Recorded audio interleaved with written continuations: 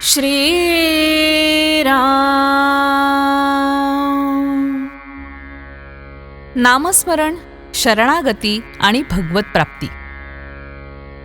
भगवत प्राप्तीला शरणागतीशिवाय मार्ग नाही आणि शरणागतीला नामस्मरणासारखा उत्तम उपायही नाही. शरणागती म्हणजे मी करता हा अभिमान नाहीसा होऊन सर्व कर्तृत्व परमेश्वराचं आहे ही दृढ भावना होणं.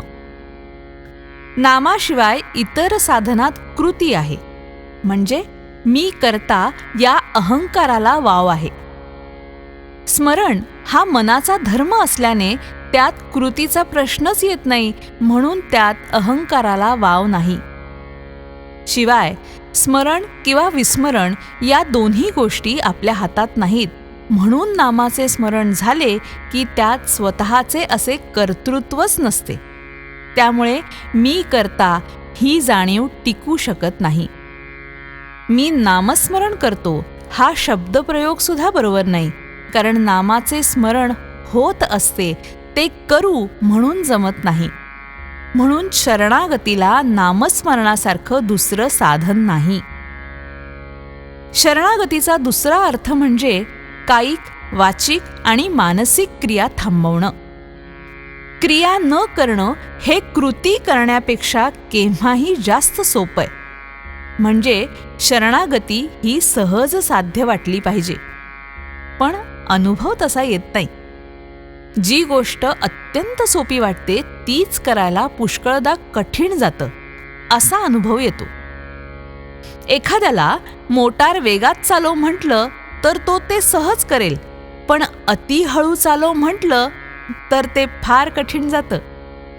म्हणून काहीही कृती न करणं हे कृती करण्यापेक्षा फार कठीण असतं. गीतेत भगवंतांनी अर्जुनाला तू नुसता मला शरण ये असं सांगितले.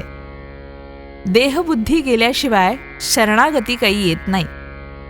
देहबुद्धी, वासना, अहंकार हे एकच आहे. जगातल्या वैभवाची आसक्ती आणि परमात्मप्राप्ती या दोन्ही गोष्टी एकत्र असूच शकत नाही. म्हणूनच उद्धवाला श्रीकृष्णांनी एकांतात जाऊन हरिचिंतन करायला सांगितलं आणि असं केल्यानेच माझी तुला खरी प्राप्ती होईल असंही म्हणाले. याचा अर्थ हा की जगाकडे पाठ फिरवल्याशिवाय भगवंत मिळत नाही. भगवंताच्या प्राप्तीचे नियम आणि व्यवहारातल्या वस्तू प्राप्त करून घेण्याचे नियम यामध्ये फरक आहे. मनामध्ये वासना उत्पन्न झाली असता ती तृप्त करून घेण्यासाठी देहाची आणि वस्तूंची हालचाल करणं हा व्यवहार. सूक्ष्म वासना देहाच्या साह्याने जड बनणं हे व्यवहाराचं खरं स्वरूप. परंतु भगवंताचं याच्या उलट आहे. भगवंत हा अत्यंत सूक्ष्म असल्यामुळे त्याची प्राप्ती करून घेणं म्हणजे जडाकडून सूक्ष्माकडे जाणं होय. तेव्हा त्याचं साधन हेही जडामधून सूक्ष्माकडे पोचवणारं असलं पाहिजे. जड देहाशी संबंधित आणि सूक्ष्माशी निकट चिकटलेलं असं साधन असेल तर ते नामच होय. श्रीराम.